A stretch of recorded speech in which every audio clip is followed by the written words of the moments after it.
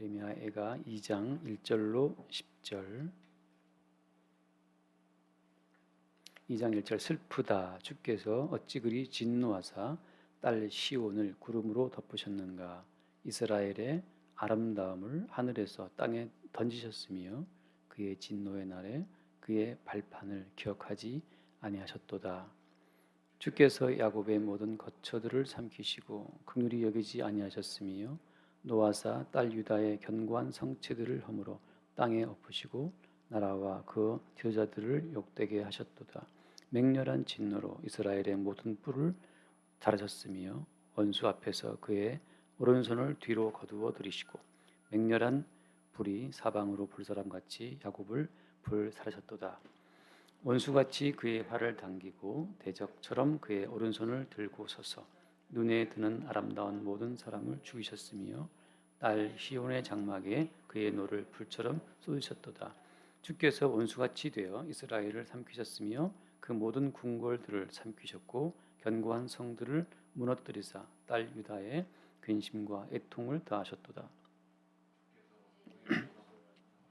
헐어버리시며 그의 절기를 폐하셨도다. 여호와께서 시온에서 절기와 안식일을 잊어버리게 하시며 그가 진노하사 왕과 제사장을 멸시하셨도다. 여호와께서 또 자기 제단을 버리시며 자기 성소를 미워하시며 궁전의 성벽들을 원수의 손에 넘기셨음에 그들이 여호와의 전에서 떠들기를 절기의 날과 같이 하였도다.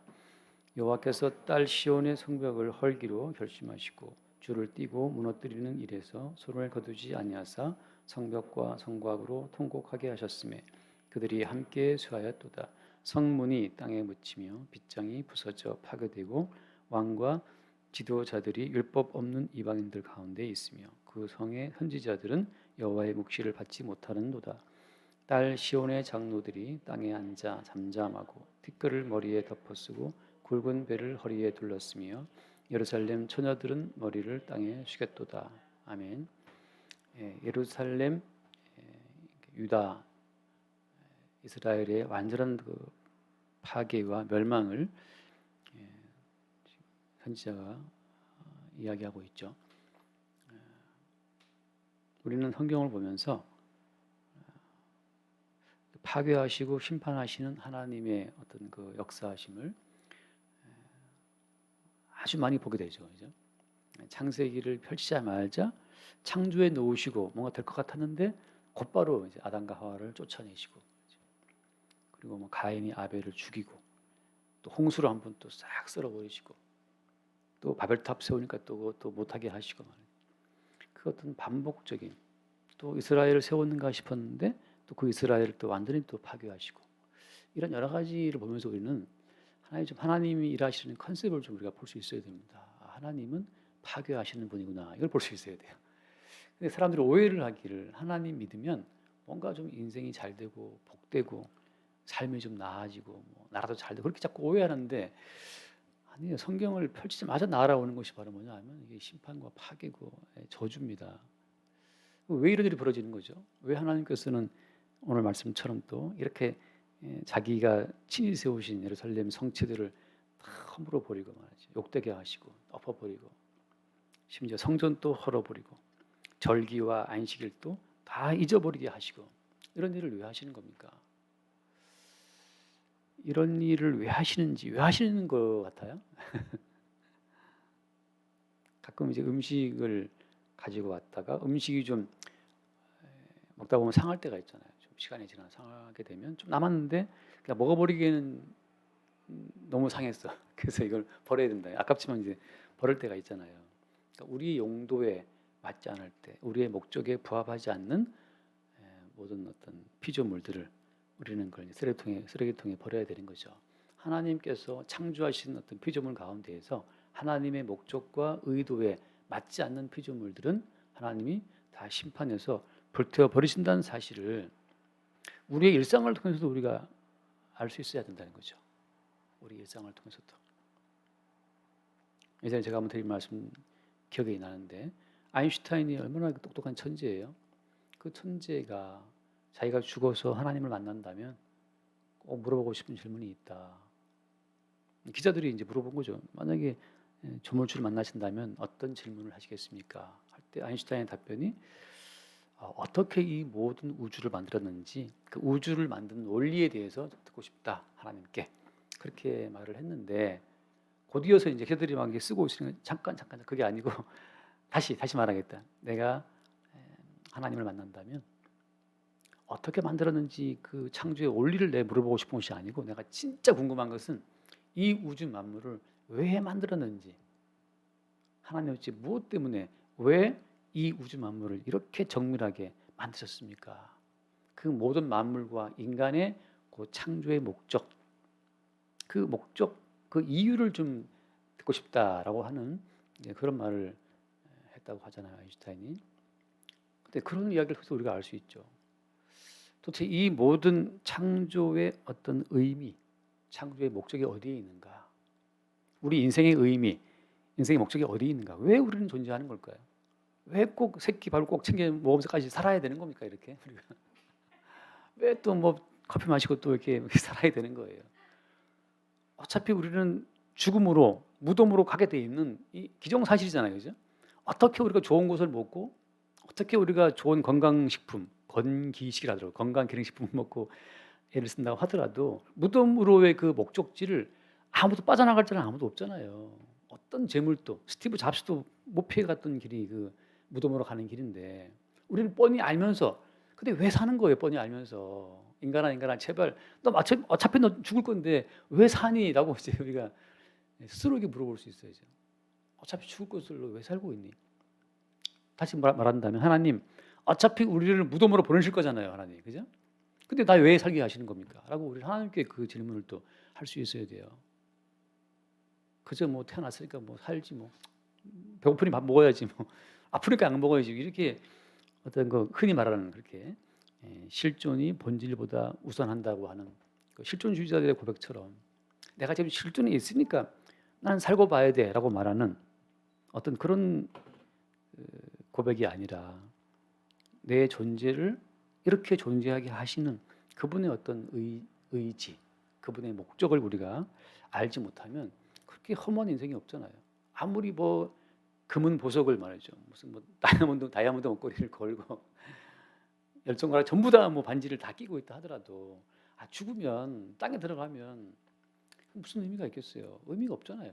그래서 제 의미와 목적이 무엇인지를 우리가 주님 앞에 물을 수 있어야 되고 오늘 말씀처럼 예루살렘은 왜 이렇게 완전히 여호와의 진노 앞에서 망가지고 불태워지고 폐허가 되는 것이냐? 뭐 때문입니까? 한마디로 말하면 예루살렘을 세우신 하나님의 그 목적, 하나님의 그 의미를 이 이스라엘 사람들이 잊어버렸기 때문이에요.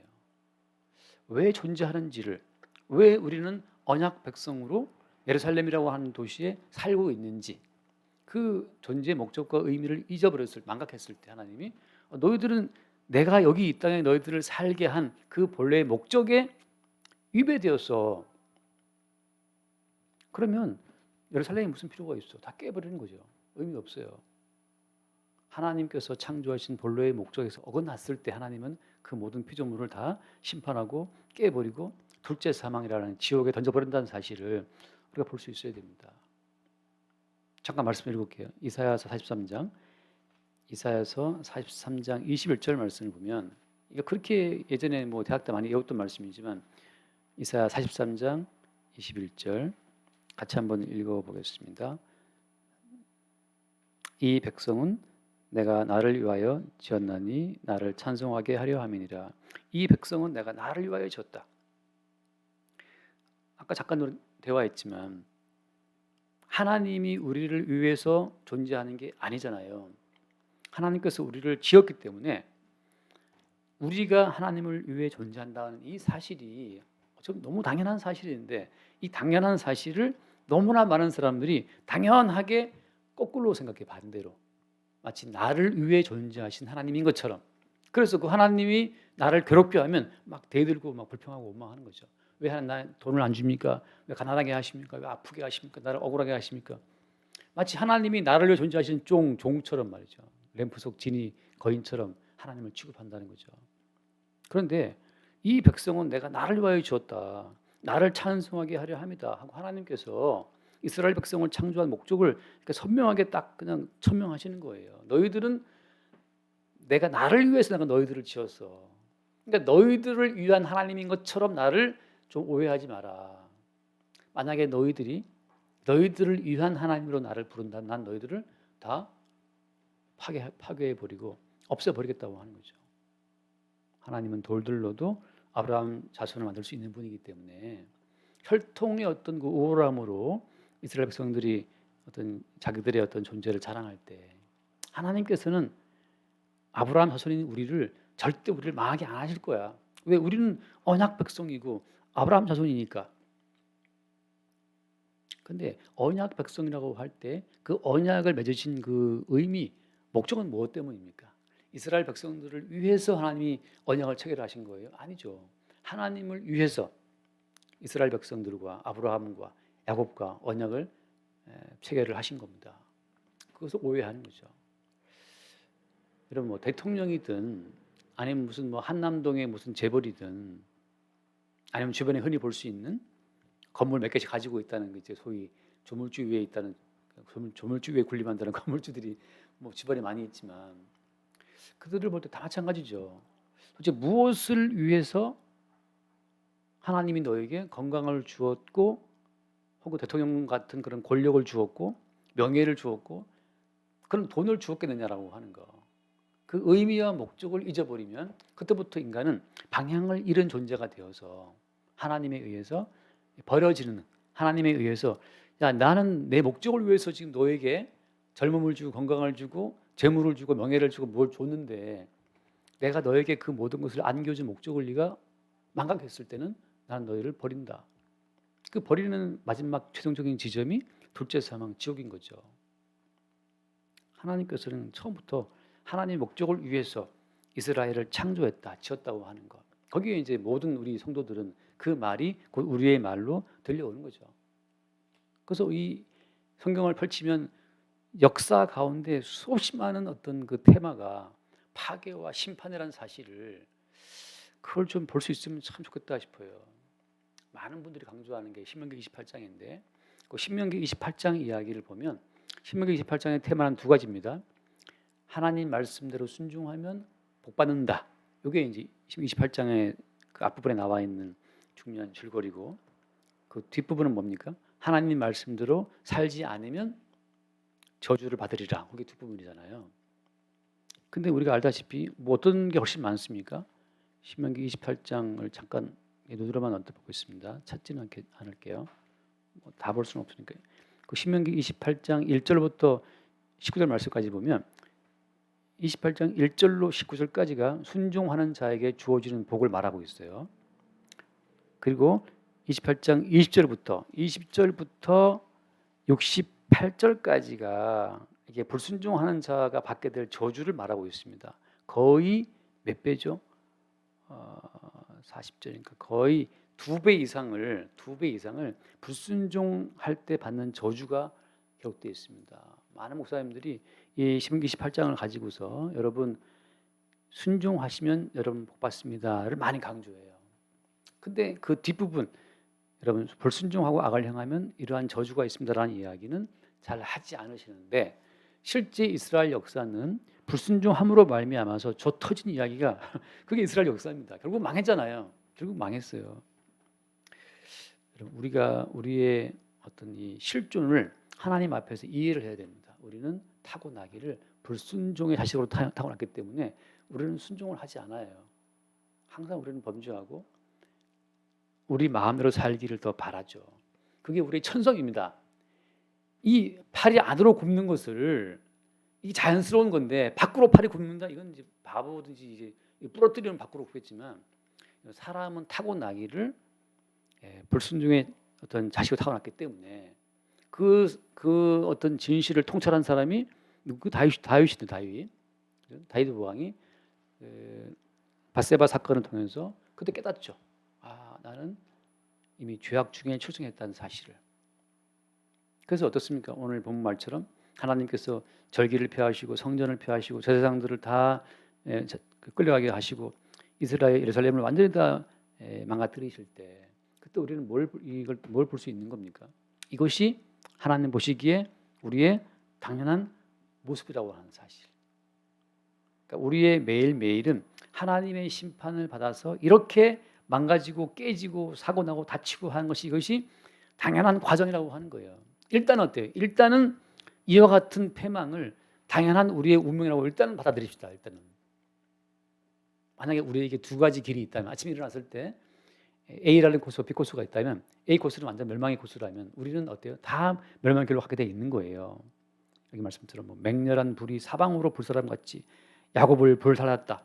야곱이라고 하는 사람 자체는 이게 사기꾼인데 다른 사람을 쓰러뜨려서 내 이익을 챙기는 자인데 야곱이라는 망치를 굳이 쓰는 이유는 뭐 때문이에요? 그게 이스라엘의 본성이니까 타고나기를 죄인으로 타고났기 때문에 우리는 무엇을 내도 어떻습니까? 무엇을 내도 나중심적으로 살 수밖에 없다는 사실을 성경은 계속 이야기하고 있는 거예요.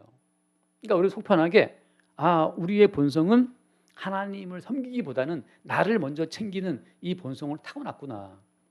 따라서 어때요? 하나님이 본래 창조하신 본래 창조의 의도하는 우리가 안 맞다는 사실을 먼저 1차적으로 받아들여서 우리의 패망을 우리의 패가 망신을 우리의 요절 그런 용어 많지 않습니까? 패가 망신도 있고 그다음에 요절했다 빨리 이제 죽는 거잖아요. 있고 또 안 좋은 것도 뭐 있어요? 안 좋은 그 모든 용어를 다 덮어 씌웁시다. 여기 말씀처럼 말이죠. 그의 노를 불처럼 쏘이셨고 사방으로 불사람같이 야곱을 불태웠다고 말 불태웠고 선지자들은 묵시가 없고 말이죠. 시온의 성벽은 다 헐어지고 통곡하고 쇠해지고 아무튼 간에 모든 안 좋은 것들을 다 끌어들여서 이것이 우리의 운명이라고 쫙 깔고 그 죽음의 자리에 들어가야 갈 때 그때 비로소 우리는 새 언약을 깨달을 수 있는 위치에 그때 들어가는 거예요. 새 언약. 새 언약의 주인공은 예수님이잖아요. 예수님이 어떻게 새 언약을 세웠습니까? 예수님이 새 언약을 세우실 때는 자기의 피로 받아 마시라. 이것이 너희를 위하여 흘리는 바 나의 피 곧 언약의 피라고 하시잖아요. 예수님께서 왜 피를 우리에게 주시는 겁니까? 야, 너의 피는 하나님의 심판을 부르고 저주를 부르고 패가 망신을 부르는 피다. 그렇게 해서 우리는 완전히 저주를 받고 망가지고 불태워지고 패가 망신하고 죽어야 되는 그 마땅한 그 죽음의 자리에 있을 때 비로소 우리를 대신해서 죽음의 자리에 뛰어내려와서 우리를 대신해 피 흘리시는 그 새 언약의 주인공이신 예수 그리스도를 그 바닥에서 만나는 바닥에서 내가 비단 옷을 입고 진주 목걸이를 하고 금팔찌를 차고 말이죠. 좋은 신발을 신고 그렇게 살 때는 절대 낮은 자리로 내려오신 예수 그리스도를 볼 수가 없고 낮은 자리로 내려오신 그 예수님이 우습게 보여요. 저 나사렛 촌놈이 뭘 할 수 있어? 33살 먹은 저 젊은 놈이 날 위해 뭘 할 수가 있어? 그 낮고 낮은 모습으로 오신 그 예수 그리스도가 사실은 내 죄, 내가 받을 저주, 내가 받을 패가 망신을 대신한 낮아지심인데 우리는 그걸 완전히 몰라요. 모르고 내가 두른 어떤 그 목걸이로 지금 예수님을 알기를 개떡으로 아는 거죠. 야, 촌놈 저런 촌놈이 나사렛에서 무슨 선한 것이 날 수가 있냐 말이죠. 나 서울 사람인데 한때쯤은 제가 대학 때 처음 와서 강원도에서 왔다는 걸 제가 잠깐 조금 이렇게 말하기를 꺼낸 적이 있었어요. 서울 애들이 막 자동차를 몰고 학교로 오는 거예요. 그래서 너무 놀래갖고 대학생이 막 개학생이 가다만이 있고 이게 양복 쫙 입고 말이죠. 여기 목포라 티 딱 입고 예쁜 가방 들고 딱 오는데 남자애가 차를 몰고 딱 학교 오는 거예요. 아빠 차 몰고 왔다는 거지. 근데 우리는 아빠 차도 없고 우리는 차가 없어 그냥 기차밖에 없었는데 와 서울 애들 이런가 싶었는데 잠시 후에 웬걸 경상도 애 올라와 전라도 다 만나보니까 이게 또 아무것도 아닌 거야. 별거 아니라고 말했는데 처음에 아무튼 그 서울 애들을 봤을 때 좀 약간 놀랐었어요. 그런데 예수님은 그 나사렛 촌놈 출신으로 와서 그 잘 사는 예루살렘의 그 귀부인들이 그 잘 사는 예루살렘의 그 부자들이 잘 사는 예루살렘 그 종교계의 그 고위직 인사들이 딱 예수를 봤을 때 와 정말 촌티 팍팍 풍기는 저것이 무슨 자기가 무슨 메시아 입네 뭐 새 언약의 내가 주인공 입네 그 말이 귓구멍에 들어왔겠냐면 안 들어와요. 근데 오직 누가 그 예수 그리스도의 아이심 앞에 같이 공감이 되는 겁니까? 그 사회에서 쓰레기 취급받던 세리, 죄인들, 그 창녀들, 마지막에 함께 못 박혀 죽은 십자가 옆에 있었던 그 강도, 그 사회의 천덕꾸러기들이 낮은 자리로 오신 예수님하고 같은 그 자리에서 저분의 낮아지심이 나를 대신했다는 것을 깨닫게 되는 그 기막힌 어떤 기적이 일어났던 거죠. 여러분, 이 시대에 우리가 우리의 마음을 높여버리면 낮은 자리에 오신 예수님을 만날 수가 없습니다. 그래서 주님께서 때로 우리를 병들게 하시고, 때로 우리를 쫄딱 망하게 하시고, 때로 우리를 말 못할 어떤 죄 가운데 갇혀가지고 우리가 정말 전전긍긍하게 하심으로써 나의 잘남을 표출할 수 없게. 방금 제가 예배전에 약간 좀 통화했는데, 뭐 잘 나가는 사람이지만 지금 마음속에서 올라오는 그 어떤 그 죄의 욕망으로 어쩔 줄 몰라 하는 그 답답함 속에서 지금 뭐 교회 예배 드리러 간다 말이죠. 예배 드리러 간다. 하나님께서 우리를 다루실 때 십자가에 죽임당하신 예수 그리스도, 새 언약의 주인공이신 그 예수 그리스도를 십자가의 자리에서 만나도록 우리를 찐 누르실 때, 우리를 파괴하실 때, 그게 복인 거예요. 제가 찬송할 때 처음 드렸던 말씀처럼 이 시대에 부유한 자들은 믿음에 정말 복받지 못한 사람들이 많습니다. 근데 믿음에 복받은 사람들은 이 시대가 봤을 때 쟤 좀 불안한데? 뭔가 망했든지, 뭔가 지금 시원찮아, 뭔가 지금 가정의 위기, 건강의 위기, 뭐 사회생활이 뭔가 이게 뒤태한데, 이런 사람들이 올해 믿음에 복받는 사람들이 많아요. 이거는 어쩔 수가 없는 게 그렇게 인간이 간소합니다. 하나님이 우리를 치지 않고서는 우리의 마음을 스스로 알아서 이렇게 낮추기는 불가능해요. 여기에서 물론 인위적으로 낮아진 사람들이 더 독종이 많거든요. 그래서 오직 이 말씀 가운데 존재의 의미를 보게 되는 사람들은 누구냐? 주의 말씀을 듣는 사람들이에요. 주의 말씀이 들려오는 사람들, 그들에게 비로소 어떻습니까? 자기 존재의 의미와 목적이 살아나게 되고 그 말씀을 따라 움직이게 되죠. 아까 말씀 사도행전 말씀, 사도행전 7장 말씀입니다. 사도행전 7장, 사도행전 7장 1절 말씀을 봅시다. 사도행전 7장 1절. 대제사장이 이르되 이것이 사실이냐? 스데반이 이르되 여러분 부형들이여 들으소서. 우리 조상 아브라함이 하란에 있기 전 메소포타미아에 있을 때 영광의 하나님이 그에게 보여. 자, 이게 중요한 겁니다. 아브라함이 하나님을 찾은 게 아니에요. 여러분, 신앙이라고 하는 것을 사람들이 본인의 필요를 따라 찾게 되면 100% 우상을 만나게 되어 있습니다. 인간의 필요에 의해서 만들어진 것이 종교예요. 내 필요를 위해서 뭔가 이것을 구해야 되겠는데, 절대자에게, 그 절대자에게 내 필요와 내 아쉬움과 갈급함을 구한다고 할 것 같으면 그게 다 우상이 되는 거죠. 진짜 믿음은 뭐냐? 성경에서 말하는 믿음은 영광의 하나님이 그에게 보여 이르시되 내 고향과 친척을 떠나 내가 내게 보일 땅으로 가라 하신 것처럼 하나님이 먼저 찾아오셔서. 또 하나 오해는 뭡니까? 하나님이 오셨다는 것은 뭘 말하는 거예요? 하나님이 뭐 날개를 펼치고 막 날아왔습니까? 그게 아니에요. 하나님께서 오셨다라고 하는 그 명백하고 유일한 증거는 뭐냐? 이르되, 말씀하신 거예요. 말씀하신 거. 가끔 저랑 대화할 때 어떤 분들이 하나님 만났습니다. 뭔 소리 들어보면 이제 갑자기 뭐 무슨 비몽사몽 환상 가운데 뭐 날아와서 뭐 하나님 어떻게 했다 그러는데, 저는 그거 다 불신합니다. 그런 체험하신 분들 너무 많고요. 제 할아버지도 예수님도 모르는 분이었지만 들어보면 뭐 엄청난 체험들이 많은 분이에요. 제가 들은 것이 아니라 그 할아버지를 그 흠모에서 따라다녔던 그 무리 가운데 어떤 분이 했던 이야기들입니다. 하나님이 나에게 나타났다. 그 명백한 증거는 뭐냐 하면 내 고향과 친척을 떠나 내가 내게 볼 땅을 가라고 말씀하시는 그 말씀이 하나님과 만났던 가장 명확한 증거가 돼요. 또 하나 중요한 것은 말씀도 많은 말씀이 있잖아요. 내가 너를 부자가 되게 하리라. 이딴 말씀은 내가 듣고 싶었던 말이고, 그건 내가 내 마음의 욕망에 만들어낸 화상의 소리고, 어떤 말씀이 정상이냐 하면 내 고향과 내 친척과 내 아버지 집을 떠나라고 하는 것, 현재 있는 나 자신을 부인하게 만드는 말씀, 현재 있는 내가 알고 있는 나를 형성해 준 거 있잖아요. 고향이 나를 만들었고 친척이 나를 만들었고 아버지 집이 나를 만든 거예요. 나라고 하는 나라는 자아는 혼자 생긴 것이 아니고 그 시대의 가치관으로 빚어졌고 그 집안의 가치관으로 내가 빚어진 겁니다. 그 나를 있게 만든 나의 자아 의식을 형성해 준 그 본토와 친척과 아버지 집을 떠나라고 하는 거예요. 왜 떠나라고 하는 겁니까? 이제 말씀으로 말미암아 새롭게 우리의 자아 의식이 이제 창조가 되어야 되는 거예요. 지금까지 너를 형성했던 그 너의 가치관을 만들어 주었던 본토의 문화, 친척의 문화, 아비집의 문화라고 하는 것은 사실은 그 배후에 누가 있어요? 그 배후에 이 세상 임금 마귀가 있습니다. 이 세상 임금 마귀에 의해서 형성된 너의 그 자아 의식을 이제 부인하라. 예수님 말씀처럼 나를 따라오려거든 자기를 부인하고 자기 십자가를 지고 따라오라 말씀하시잖아요. 그것이 예수님의 말씀이 맞는 이유는 뭐 때문에 똑같은 거예요.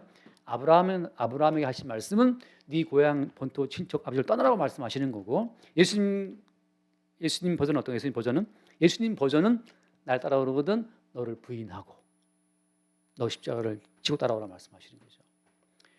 많은 사람들이 하나님 만났다는 경험들을 막 떠벌리고 있지만 가장 그 판단할 때, 그 분별할 때 가장 중요한 것은 무엇이냐? 현재 있는 너를 부인케 하시는 말씀이 아니면 가짜고 오히려 너의 자아를 견고하게 이렇게 막 세워주는 이야기면 다 마귀 음성이에요. 마귀 음성.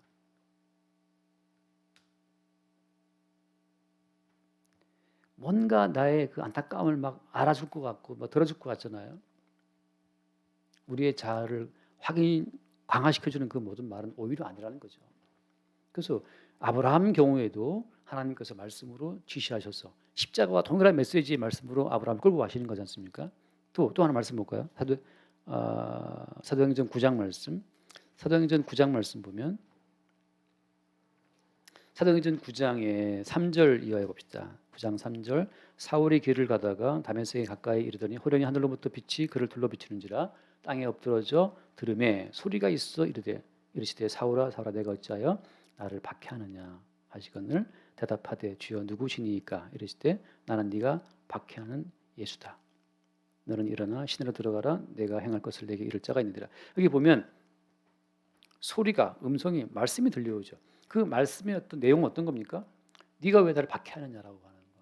우리의 본질이 우리의 속성이 탁월한 우리의 어떤 속성 자체가 그것이 예수 그리스도를 박해하는 속성이라는 사실을 알게 되는 이 우리의 본질에 대한 이 통찰 자체가 이게 말씀으로 우리 가운데 발견되는 통찰이라고 하는 겁니다. 다시 말하면 말씀을 나는 100번 봤습니다. 성경을 많이 봤습니다. 그렇게 말할 때 내가 성경을 제대로 봤나 안 봤나를 판단하는 그 근거는 뭐냐 하면 자기의 본질이 탁월한 자기의 속성이 예수를 박해하는 속성임을 아는 그런 경로로 말씀이 계속 이렇게 알게 되는 거로 간다면 그 사람은 지금 정확히 성령으로 말씀의 인도를 받고 있는 사람이라고 볼 수가 있어요. 반대로 내가 막 긍정이 되네. 내가 워낙 잘난 사람이네. 나의 행위에다가 이렇게 어떤 응원받고 있네. 성경 볼 때마다 어디서 나를 응원해주고 위로해주는 말 찾고 있네. 그건 아니라는 거죠. 탁월한 우리의 본질은 주님을 박해하는 자예요. 박해하는 자인데 용서하시는 예수로서의 은총을 입어서 결국 말의 결론은 뭡니까? 나는 예수를 박해하는 자였는데 용서하시는 예수 그리스도의 은총을 입어서 내가 지금 존재하고 있다. 결론적으로는 어때요? 용서하시는 예수님의 십자가의 은총을 증거하게 되겠죠. 그게 말씀으로 예수를 만난 사람들의 특징이라고 하는 겁니다. 자, 말씀 하나 더 봅시다. 마태복음 17장을 잠깐 볼게요. 마태복음 17장 5절 말씀. 17장 5절 말할 때 호련히 빛난 구름이 그들을 덮으며 구름 속에서 소리가 나서 이르시되 이는 내 사랑하는 아들이요 내 기뻐하는 자니 너희는 그의 말을 들으라 하시니라. 이게 참 중요한 것이 이제 유대인들이 이것도 지금 엄청 반박하는 말입니다. 반발하는 말이 왜냐하면 여호와 하나님께서 누구의 말을 들으라 말씀하시는 거예요? 하나님이 하나님 말을 들으라고 지금 하시는 게 아닙니다. 하나님께서는 이는 내 사랑하는 아들이고 내 기뻐하는 자 너희는 누구의 말을 들으라? 그의 말을 들으라. 이제 몽땅 다 모든 어떤 권세 우리가 따르고 순종해야 될 그 모든 분으로 그의 아들 예수 그리스도를 우리에게 소개하고 있는 거예요. 이제 우리는 예수 그리스도의 말을 듣는 그것이 하나님 뜻이라는 사실을 우리가 알고 있습니다. 하나님 뜻이 뭐냐? 너희는 그의 말을 들으라. 예수 그리스도의 말씀이 들려온다면, 예수 그리스도의 말씀이 듣는 것이 예수 그리스도의 말씀 듣는 것이 기쁘다면 그 사람은 지금 온전한 언약의 그 시스템 속에 들어와 있는 거예요. 예수 그리스도의 말씀이 들려오지 않고 그 말이 너무너무 재미가 없어요. 예수님 말씀 듣는 게 너무 지겨워. 하나님이 세우신 언약 시스템, 새 언약의 구조에 안 들어온 사람인데, 새 언약의 구조에 안 들어왔으면 어때? 안 들어오면 하나님이 본래 창조하신 창조의 의미와 목적에서 이탈된 존재이기 때문에 몽땅 갖다가 지옥에 태워버릴 존재라고 하는 거죠. 그 아들의 음성이 들려온다는 것은 이건 엄청난 기적이고 엄청난 축복입니다. 축복. 그러니까 이렇게 많은 성경이 지금도 전 세계에 있고 이렇게 많은 설교가 있고 그렇게 많은 교회들이 있지만 교회가 많으면 뭐하냐 말이죠. 왜? 하나님이 성전도 다 불태워버리고 없애버렸는데 제사장이 많으면 뭐합니까? 주님이 다 씨를 말려버렸는데 로마 제국 때는 제사장 자체를 다 씨를 말려버렸어요. 제사장이 있으면 또 이스라엘 민족이 또 세워질까 싶어서 로마 제국은 제사장들을 다 죽여버렸어요. 없애버렸습니다. 지금도 유대인들 제사장 가문이 남아있지 않아요. 지금 뭐 이렇게 많은 교회가 목사가 있다? 이스라엘 역사를 비춰봤을 때 목사가 많으면 무슨 소용이 있어요? 주님 한 패하시면 아무것도 아닌 것을.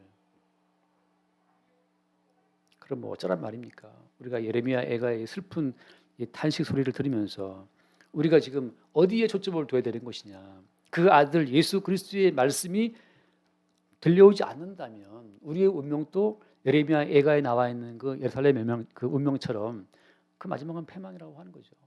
근데 이걸 우리가 참 어떻게 보면 안타깝지만 이게 볼 수밖에 없어요. 왜? 워낙 그 사람이 돈에 취해 있으니까 어린 양 예수로서 그 아들의 음성이 들어갈 틈이 없어요. 언젠가 주님이 그를 쳐서 그 많은 돈을 잃어버리고 그 탕자가 그 모든 소유를 다 잃어버리고 슬피 울며 돌아오면서 나는 아들이 아니고 품꾼의 하나로 내가 돌아간다라고 돌아올 때 그렇게 상한 심령, 완전히 깨져버린 그 마음, 나는 부자고 돈도 많고 나는 젊고 그 본인을 세웠던 그 탄탄했던 그 마음이 완전히 그냥 브로큰 하트 다 깨져가지고서 나는 품꾼의 하나라고 돌아올 때 그때 우리를 대신하여 자기 몸을 깨뜨리신 예수 그리스도의 깨뜨리심처럼 그 바닥에서 예수를 만나는 거예요. 바닥에서 십자가에 죽는 그 십자가의 자리에서 예수를 만나듯이 우리는 날마다 바닥에서. 자, 오늘 말씀 결론은 뭐냐? 결론 말씀드리겠습니다. 이게 이 예레미야 애가의 이 멸망의 사건 자체가 역사상에서는 한 번 벌어진 사건이지만 제가 늘 드리는 말씀처럼 성경에 나와 있는 모든 역사적인 사건은 계시의 사건으로 여기 도움되어 있기 때문에 이 계시의 사건은 성도의 삶 가운데에서 매일매일 벌어지는 겁니다. 따라서 우리는 어때요? 우리는 우리 속에 죄악된 속성을 볼 때마다 하나님 보시기에 우리는 이렇게 패가 망신하고 병들고 다 잃고 죽어 마땅한 자라는 사실을 깔고 그런데 웬일로 내가 오늘 패가 망신이 안 됐어. 무사히 애들이 집에 들어왔어. 웬일로 내가 오늘 또 코로나 바이러스 안 걸리고 뭐 걸렸다 하더라도 마찬가지죠. 왠지 안 죽고 건강해.